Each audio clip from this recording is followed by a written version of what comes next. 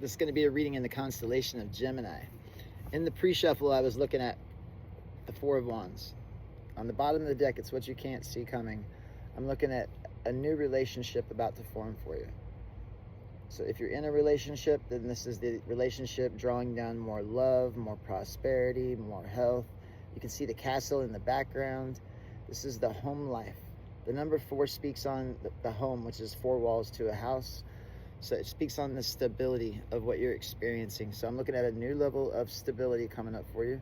I'm looking at more love that increases between you and a partner.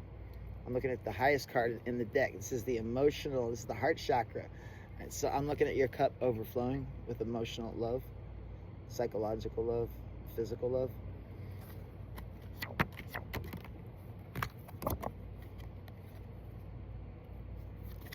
There's some type of balance that's going to be coming to your life. I'm looking at the scales. Things have been tipped away from your favor. So this next cycle of life is about things balancing back out for you in a new way. I'm also looking at the moon card. This is inverted, right? So this next area of your life, before there were problems with your advancements, with you making progress, because you weren't listening to your intuition. You weren't trusting your gut feeling. You weren't working with your guides. You weren't working with your ancestors. You weren't working with deities, right? So that keeps us blocked because you need more information to get to that level that you're looking for, to get to that level of the 4, right? So this, my friends, the Justice card is where it all takes place. Right? The Justice card represents you putting your foot down with yourself and making yourself do things like go out and find a partner, or go out and find a job, or create some type of new money in your life. Right? So make sure that you're taking the time to sit down and to create something new. When you do, it takes you straight into the abundance card. Right? This is the highest level of abundance. It's emotional satisfaction. This is having all your bills paid on time. This is being able to order cool stuff online. Your connection with animals increases. Now, I know it's a falcon or a hawk, but also for you, it's also a dog, a cat, a ferret, a bird. So your soul animal comes to you in many shapes and sizes. Right? So I'm looking at an introduction of a new animal. This is in the future. I'm looking at you getting some type of new animals coming into your life. Congratulations. All right, we're tracking backwards through the zodiac. I'm looking on the timeline. I'm looking at the instability is what's focused on right now. This is in the current moment. So this is where you all want to be. This is where you want to be at. This is coming in upside down. So you can look at that and you can feel that, man. That's having a bank account with money constantly rolling in. This is having a good connection with family members and friends. And this is the Pentacles. So this is everything going on in your 3D reality. Everyone out there is trying to jump to 4D consciousness, 5D consciousness. They forget, they neglect that before you do that, you must master your 3D environment. If not, there's no access to the higher dimensions.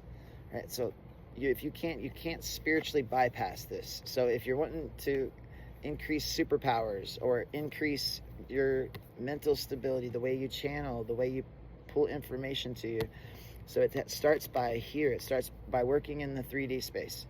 Right? So make sure you guys are taking the time to sit down and look at things in your life that aren't conducive for your growth going forward. I'm looking at you building into the future. This is starting a life with somebody, making plans, preparations on how you're going to build it. Some of you guys, this is building a farm. For some of you guys, this is moving into a new house. For some of you, this is you also building into a life with someone else. I'm looking at aspects of spirituality popping up. Looking at the Sun card. This is an emotionally abundant energy. This summer is going to be a great summer for you. So we have to take the steps that's needed in order to make these things begin to unfold in your life. All right, so it starts off with your mind, with the way that you think, the way that you speak, the way that you act. All these things create your entire reality. They're creating everything in your life right now. So the Sun card is the highest card in the deck. This is the highest card. When this card comes out, it makes all the other negative connotations on the other cards flip from a negative to a positive. This is a new beginning in life. Congratulations. It's also the year of the horse. And so in the year of the horse, we learn to connect with nature, we learn to connect with the sun, and we learn to connect with animals in a completely new way. This is the robe of Jesus. So a lot of people are suffering from religious indoctrination. But we have to go back and we have to look at what that character, what that archetype stood for. And that's what it is. Jesus is an archetype. Right? So this is the archetype of healing others, helping others, using the power in your body to heal people with your mind, with your love, with your emotions. This is doing something kind for a stranger, right? Doing something kind for somebody, going out of your way, giving up your time to benefit someone else. It's big, man. It's big when we do that. So we want to make sure you're offering up your time and your energy to anybody that needs help. All right, when we get into that, that's tapping into Jesus mode. All of you are meant to tap into that. The goal of this place is to become Jesus. Why would you want to do anything else, man? That dude was a hero, right? A hero for the people. Spoke up for the voiceless. He protected the weak. He healed the sick. He cast demons out of people, right? So our people suffer greatly, right? Many different things going on in the world that makes people suffer, right? So this teaches us how to take your love and your light and to make them feel better, right? By showing them a different way, by showing them that there is more out there than just the physical body. There's more out there than just what we see in front of our eyes. I'm looking at astral projection. I'm looking at you leaving your body. There needs to be some practice that's applied towards this. So learning how to astral project your consciousness is also another step that is required in order to fully activate your light body. And when you do this, man, this is where we're at right now. It takes you into that, baby, where we flip that shit upside down, inverted. We want to be ready with the sword, ready to cut down anything that stands in your way. Anything, people, places, things, your laziness. Your laziness is a hard one, man. All right?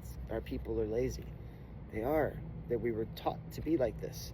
So what we want to do is we want to get really active. So when you wake up in the morning, we're busy, not just sitting there all day throughout the day. We're step by step making things happen in your life. And that's what Ready at the Sword is, right? I got to do this. I got to wash dishes. I got to fold clothes. I got to go apply for this job. I need to update my website, things like that. So when we're ready at the sword, the universe will come through. And when it does, when you start acting like that, man, bam! I'm looking at this is a celebration that takes place. So I'm looking at a celebration because now you've hit the next level. And that's what the entire reading is about.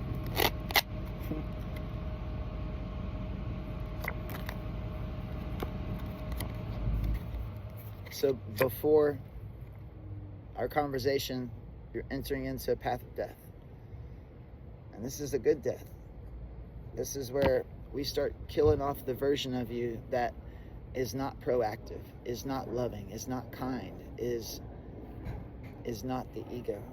And so we learn to let go all of negative behavior inside the mind, negative thoughts, negative conversations, negative emotions.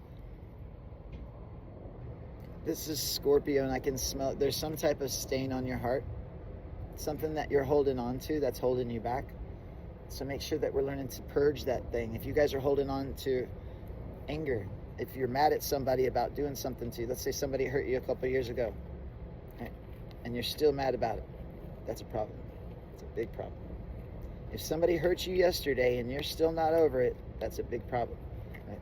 We don't hold grudges anymore, ever again, for the rest of your life. It's okay to feel things like anger and sadness, but we learn to feel them and then release them. The more you do that, it gets to where anger and sadness aren't even part of you anymore because you know how to process it properly. And think of it as the gateway. Anger and sadness is the gateway into higher consciousness. So once you master those, it changes everything. So this is coming in upside down for you in the future. There's some progress that's made. Congratulations. the Hierophant. The Hierophant represents the priest and priestess inside of you. Right? So where you're at right now, this is you, and you want to become this. You want to become the direct conversation piece, the direct contact point for what you call God. Right? Inside the mind, this is direct divine connection. So we want to make sure and become the priest, become the priestess, right? To whatever it is that you feel excited about in life, passionate about in life. So we start a spiritual practice today. Right, so yoga, meditation, burning incense, purifying your body with sage, sitting down and pulling tarot cards, sitting down and casting your first spell. All of these things are part of your evolution in this place, and it takes you from one level of being to another. This entire place is based around your autonomy, body autonomy, mental autonomy. Everyone right now is walking around there on autopilot.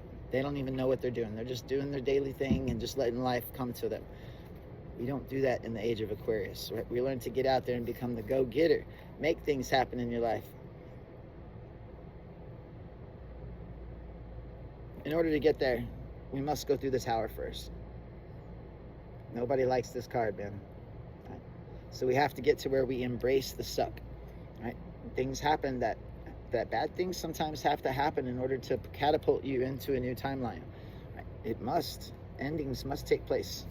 The Death card holds the key to unlocking your future gateway into a higher version of yourself, into the highest version of yourself. With a childlike sense of wonder, we began to take on the world, take on enemies, take on projects, take on barriers that are standing in your way. And we learn to break those things down to the ground. All right, guys, I'm going to end the reading there, man. Thank you guys so much for hanging out with me. Make sure you guys hit that repost button, the share button, and then drop a comment. Let me know what your zodiac sign is, and then I'm going to look through the comments and pick out the next one I'm going to do. Also, make sure you guys want to book a session. There's a link down in the comment section of the description of whatever platform this is on. I will see you guys very soon. Enjoy your immortality.